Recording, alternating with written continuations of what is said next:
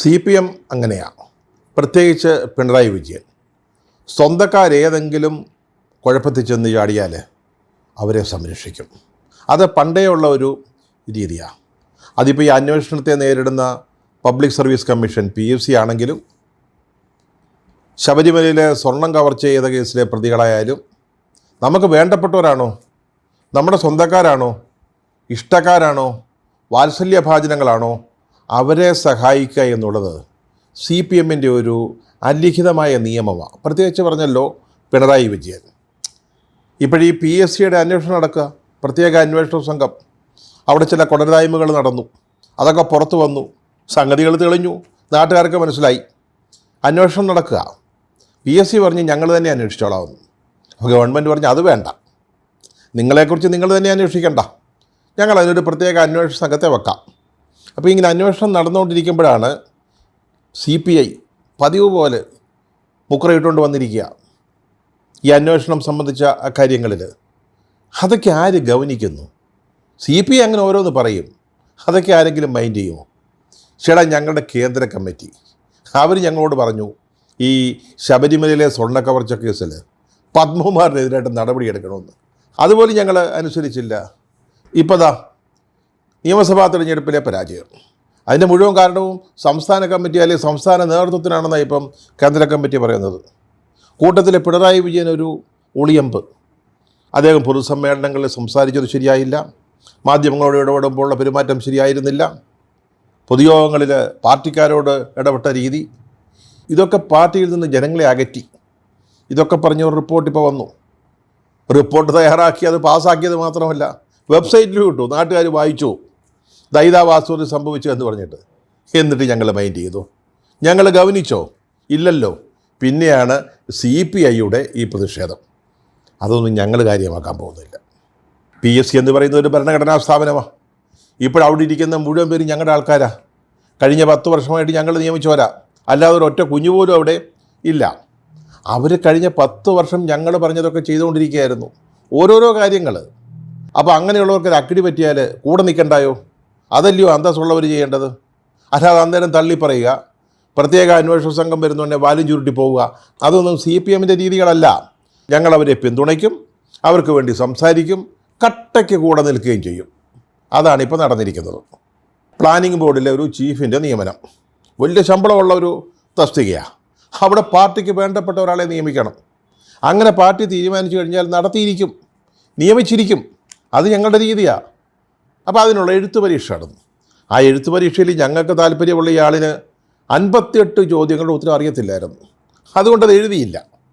എഴുതിയ മിടുക്കന്മാർ വേറെ ഉണ്ട്. 58 മാർക്കിൻ്റെ ചോദ്യങ്ങൾക്ക് ഉത്തരം എഴുതിയവർ വേറെ ഉണ്ട്. അപ്പോൾ എല്ലാവരുടെയും ഉത്തരക്കടലാസ് ഒരുപോലെ വാല്യൂ ചെയ്താൽ, മാർക്കിട്ടാൽ, ഈ ചോദ്യങ്ങൾക്ക് 58 മാർക്കിൻ്റെ ചോദ്യങ്ങൾക്ക് ഉത്തരം എഴുതിയ മിടുക്കന്മാർ റാങ്കിൽ വരും. അപ്പോൾ PSC എന്ത് ചെയ്തു?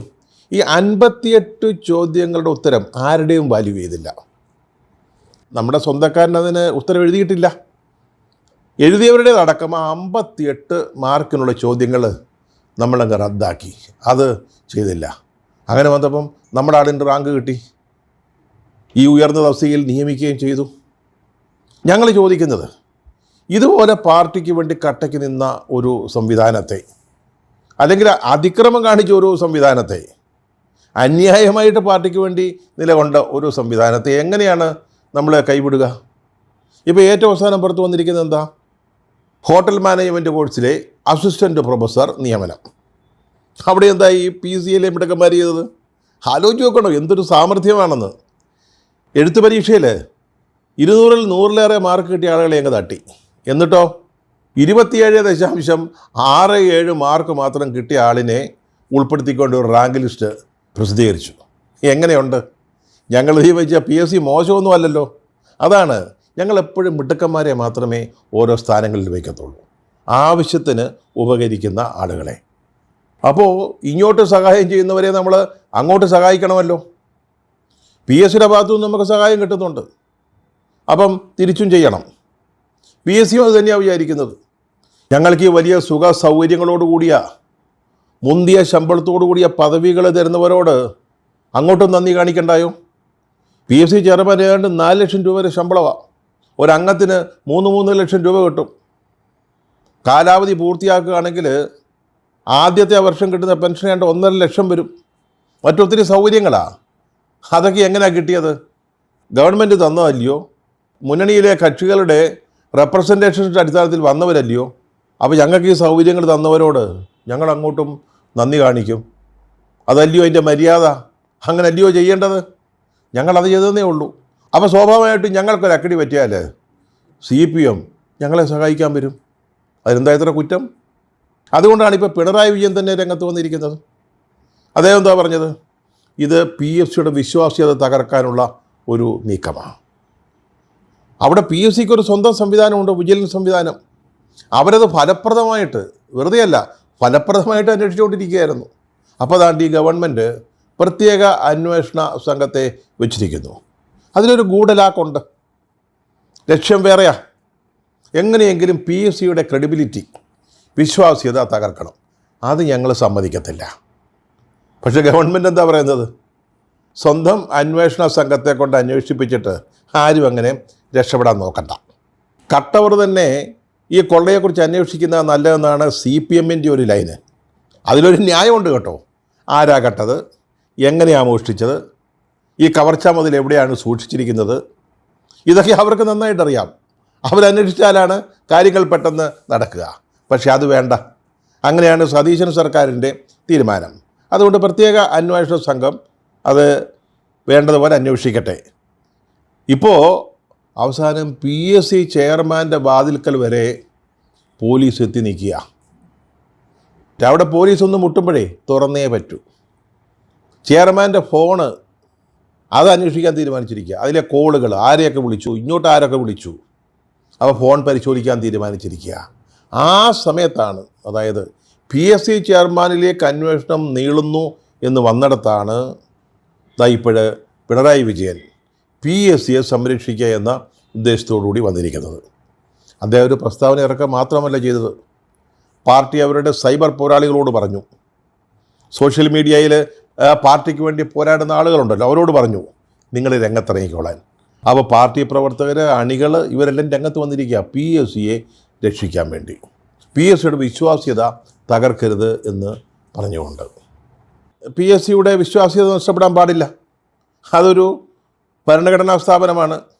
പക്ഷേ അതിനുവേണ്ടി അവർ ചെയ്ത കൊള്ളരുതായ്മകൾ പുറത്തു വരാതെ പൊതിഞ്ഞു സൂക്ഷിക്കണമെന്നാണോ CPM പറയുന്നത്? അതിനെതിരായിട്ട് നടപടികൾ ഉണ്ടാവരുതെന്നാണോ പറയുന്നത്? അവരെ അത്തരം പ്രവർത്തികളുമായിട്ട് അഭംഗുരം മുന്നോട്ട് പോകാൻ അനുവദിക്കണം എന്നാണോ CPM പറയുന്നത്? അങ്ങനെയാണോ ഈ സംവിധാനത്തിൻ്റെ വിശ്വാസ്യത നമ്മൾ സംരക്ഷിക്കേണ്ടത്? ആണോ? CPMൻ്റെ ഒന്നുമല്ല ആവശ്യം. അവരുടെ അംഗങ്ങൾ മാത്രമുള്ള PSCയെ സംരക്ഷിച്ച് നിർത്തുക. ലക്ഷക്കണക്കിന് ചെറുപ്പക്കാർ ഒരു പ്രതീക്ഷയായി കാണുന്നതാണ് PSC എന്ന് അവർക്ക് അറിയാൻ മേലാഞ്ഞിട്ടൊന്നുമല്ല. അവർക്ക് തൊഴിൽ ലഭ്യമാക്കേണ്ട സ്ഥാപനമാണത്. അവർ പഠിച്ചു പരീക്ഷ എഴുതുമ്പോൾ കൃത്യമായിട്ട് പരീക്ഷ നടത്തുകയും ഇൻ്റർവ്യൂ നടത്തുകയും യോഗ്യരായ ആളുകൾക്ക് ജോലി നൽകുകയും ചെയ്യേണ്ട ഒരു സ്ഥാപനമാണ്. പക്ഷേ CPMന് അതൊന്നും പ്രശ്നമല്ല. CPMന് തൊഴിലില്ലായ്മയോ തൊഴിൽരഹിതരായ ആളുകളോ ചെറുപ്പക്കാരോ അല്ല പ്രശ്നം. അവർക്ക് അവരുടെ ലക്ഷ്യങ്ങൾ, പറ്റുമെങ്കിൽ കുറേ DYFIക്കാരെ അകത്ത് കയറ്റണം. ഈ കേരള അഡ്മിനിസ്ട്രേറ്റീവ് സർവീസ് എന്ന് പറഞ്ഞ സംവിധാനം ഉണ്ടാക്കിയത് തന്നെ എന്തിനാ? ഭരണത്തിൽ DYFIക്കാരെ നിറയ്ക്കാൻ വേണ്ടിയാ. അതിന് PSC സഹായിച്ചിട്ടുണ്ടാവും. ഇപ്പം നമ്മൾ ഈ പറഞ്ഞ 2 കേസുകളിൽ നടന്ന ഇതാണെങ്കിൽ KSമായി ബന്ധപ്പെട്ട നിയമനങ്ങളിൽ എന്തൊക്കെ നടന്നു കാണും? ഞങ്ങളെ സംബന്ധിച്ച് ഈ ചെറുപ്പക്കാരെ, തൊഴിലില്ലാത്തവരെന്നൊക്കെ പറഞ്ഞാൽ DYFIക്കാരാ. അവരെ എങ്ങനെയെങ്കിലും പരമാവധി സ്ഥാനങ്ങളിൽ അകത്ത് കടത്തണം. അപ്പോൾ ഞങ്ങൾ പരീക്ഷയുടെ കാര്യത്തിലും ഇൻ്റർവ്യൂവിൻ്റെ കാര്യത്തിലൊക്കെ എന്തെങ്കിലുമൊക്കെ തിരിമറികളൊക്കെ നടത്തിയെന്ന് വരും. അതേ ചെയ്തുള്ളൂ ഇപ്പോൾ PSC. അതിനെക്കുറിച്ച് അന്വേഷണം നടത്തുമ്പോൾ അത് പുറത്തു വരാൻ പാടില്ല. അവസാനം അതിന് ക്ഷീണം സംഭവിക്കുക പാർട്ടിക്ക. അത് ഞങ്ങൾക്കറിയാം. അതുകൊണ്ടാണ് ഞങ്ങൾ ഇതിനെ എതിർക്കുന്നത്. ഇത് PSCയുടെ വിശ്വാസ്യത തകർക്കാനുള്ള ശ്രമമാണെന്ന് പറയുന്നത്. ഞങ്ങളിപ്പോൾ PSCയെ സപ്പോർട്ട് ചെയ്യുകയും ഞങ്ങളുടെ അണികളും പ്രവർത്തകരും സാമൂഹിക മാധ്യമങ്ങളിൽ അവരുടെ കൊള്ളരായ്മകളെ ന്യായീകരിക്കുകയും ചെയ്താൽ ജനങ്ങൾ ഞങ്ങൾക്കെതിരാകുമെന്നൊക്കെ അറിയാൻ മേലാഞ്ഞിട്ടൊന്നുമല്ല. അതുകൊണ്ടാണല്ലോ ഞങ്ങൾ കഴിഞ്ഞ തവണ നിയമസഭാ തെരഞ്ഞെടുപ്പിൽ തോറ്റുപോയത്? ഞങ്ങളുടെ പ്രവൃത്തികൾ, ഞങ്ങളുടെ ചെയ്തികൾ അതുകൊണ്ടുണ്ടായ കുഴപ്പമാണ്. അത് ഞങ്ങൾ മനസ്സിലാക്കുന്നു. പക്ഷേ ഒരു കാര്യം, പക്ഷേ ഞങ്ങൾക്കൊരു നിലപാടുണ്ടെന്നേ. ഞങ്ങളെ സഹായിക്കുന്നവരെ ഞങ്ങളും തിരിച്ചു സഹായിക്കും. അതിനകത്ത് ഇപ്പോൾ തെരഞ്ഞെടുപ്പിൽ തോറ്റോ ഇനി തെരഞ്ഞെടുപ്പിൽ ജയിക്കുമോ അതൊന്നും ഞങ്ങളുടെ പ്രശ്നമല്ല. ഏതായാലും ഇനി ഒരു 2-2.5 കൊല്ലം കൂടെ കഴിയാതെ പാർലമെൻറ്റ് തെരഞ്ഞെടുപ്പ് പോലും വരാൻ പോകുന്നില്ല. അതുകൊണ്ട് ഞങ്ങൾ ഞങ്ങളുടെ നിലപാടുമായിട്ട് മുന്നോട്ട് പോകും. ജനങ്ങൾ എന്ത് വേണേ വിചാരിച്ചു. കേരളത്തിലെ ചെറുപ്പക്കാർ എന്ത് വേണേ കരുതിക്കോ. PSC നിങ്ങൾ തകർക്കുകയാണെന്ന് പറഞ്ഞു. PSC ഒരു രാഷ്ട്രീയ പാർട്ടിക്ക് താല്പര്യമുള്ളവർക്ക് വേണ്ടി മാത്രം നിൽക്കുന്ന ഒരു സ്ഥാപനമാണെന്ന് പറഞ്ഞു. ഞങ്ങൾക്കതിലൊന്നും ഒരു പ്രശ്നവുമില്ല. ഇതിനിടയ്ക്കതാ CPI ഈ PSC എന്ന് പറയുന്ന കേസ് കെട്ടുമായിട്ട് വന്നിരിക്കുക. അവർ പറയുന്നത് പിണറായി വിജയൻ പറയുന്നത് ശരിയല്ലെന്നാ. പ്രത്യേക അന്വേഷണ സംഘത്തിൻ്റെ അന്വേഷണം അത് PSCയുടെ വിശ്വാസ്യത തകർക്കുകയല്ല, തിരിച്ചു പിടിക്കാനാണ് സഹായിക്കുക എന്നാണ് ഇപ്പോൾ അവരുടെ നവയുഗം എന്ന് പറയുന്ന പ്രസിദ്ധീകരണത്തിൽ CPI പറഞ്ഞിരിക്കുന്നത്. 1000, 2000, 3000 കോപ്പി അടിക്കുന്ന ഒരു പ്രസിദ്ധീകരണമാണ്. ഇതൊന്നും ആരും വായിക്കത്തൊന്നുമില്ല. ഉടനെ ബൂർഷാപത്രമായ മാതൃഭൂമി അതെടുത്ത് അങ്ങോട്ട് റീപ്രൊഡ്യൂസ് ചെയ്തിരിക്കുക. ഇപ്പം കേരളം മുഴുവൻ വായിച്ച് മനസ്സിലാക്കിയിരിക്കുക. PSCയുടെ കാര്യത്തിൽ CPIക്ക് വ്യത്യസ്തമായ അഭിപ്രായമുണ്ടെന്ന്. ഇതാരാ ശ്രദ്ധിക്കുന്നേ? അവർക്ക് എപ്പോഴും വ്യത്യസ്ത അഭിപ്രായമാണല്ലോ. കഴിഞ്ഞ 10 വർഷം ഓരോ ഇഷ്യൂവിലും നമുക്കിട്ട് പണി തന്നുകൊണ്ടിരിക്കുകയായിരുന്നല്ലോ. കുട്ടനാട് MLA രാജി ഒപ്പിക്കണമെന്നും പറഞ്ഞ് CPIയുടെ മന്ത്രിമാർ മന്ത്രിസഭാ യോഗത്തിൽ നിന്ന് ഒഴിഞ്ഞു നിന്നിട്ടുണ്ടല്ലോ. അത് ബോയ്ക്കോട്ട് ചെയ്തിട്ടുണ്ടല്ലോ. 1967 EMSലെ സപ്തകക്ഷി സർക്കാരിൻ്റെ കാലത്ത് ഇതേ പണി CPI ചെയ്തതാണ്. മന്ത്രിസഭാ യോഗത്തിൽ നിന്ന് വിട്ടു നിൽക്കുക. പിന്നീട് PMC വിഷയത്തിൽ എന്തൊക്കെ പുകലും പുക്കാറുമാണ് ഉണ്ടാക്കിയത്. സത്യം പറഞ്ഞാൽ കഴിഞ്ഞ തെരഞ്ഞെടുപ്പിൽ LDFനെതിരായിട്ട് വന്ന ഒരു വലിയ ഘടകം ഈ PMC പദ്ധതിയുമായിട്ടുള്ള വിവാദങ്ങളായിരുന്നു. ഇതൊക്കെ ചെയ്ത CPI ഇപ്പോഴും കുഴപ്പങ്ങൾ സൃഷ്ടിക്കാനുള്ള ശ്രമത്തിലാണ്. ഇപ്പോൾ അവർക്കെന്താ വേണ്ടത്? നിയമസഭയിലെ പ്രതിപക്ഷ ഉപനേതാവിൻ്റെ സ്ഥാനം വേണം. ഞങ്ങൾ കൊടുക്കത്തില്ലെന്ന് പറഞ്ഞു, തരാൻ പറ്റത്തില്ലെന്ന് പറഞ്ഞു. അതിൻ്റെ ദേഷ്യമാണ്, കൊതിക്കറുവാണ്. ഞങ്ങളൊരു കാര്യം ചെയ്തു, ഇന്ന് LDF ചേരണ്ടാൻ തീരുമാനിച്ചു. LDF ചേരുമ്പോഴാണല്ലോ CPIക്കാർ വന്നിട്ട് ഈ പരാതി പറയുന്നത്. അതൊക്കെ പിന്നെ പത്രത്തിൽ വലിയ വെണ്ടക്കയലിഞ്ഞ് വരുമല്ലോ. അതുകൊണ്ട് ഇടതുപക്ഷ മുന്നണിയുടെ യോഗം തന്നെ ചേരണ്ടെന്ന് തീരുമാനിച്ചിരിക്കുക. ഇപ്പം അതും കഴിഞ്ഞപ്പോഴാണ് ഈ PSCയുടെ കേസിൽ ഞങ്ങളെടുത്ത നിലപാടിന് വിരുദ്ധമായിട്ട് മറ്റൊന്നുമായിട്ട് CPI വന്നിരിക്കുന്നത്. അതാണ് നേരത്തെ പറഞ്ഞത്, ഇതൊന്നും CPIയെ ബാധിക്കാൻ പോകുന്നില്ല. ഞങ്ങളുടെ CC പറഞ്ഞിട്ട് ഞങ്ങളെ അനുസരിക്കാത്ത ഒരു പാർട്ടിയാണ് എന്നുള്ളൊരു ഓർമ്മ വേണം. CPIക്കാരെ അത് ഓർമ്മിപ്പിക്കുക. ചണ്ടകൊട്ടുകാരൻ്റെ മക്കളെ ഉടുക്കുകൂട്ടി പേടിപ്പിക്കാൻ വരരുത്.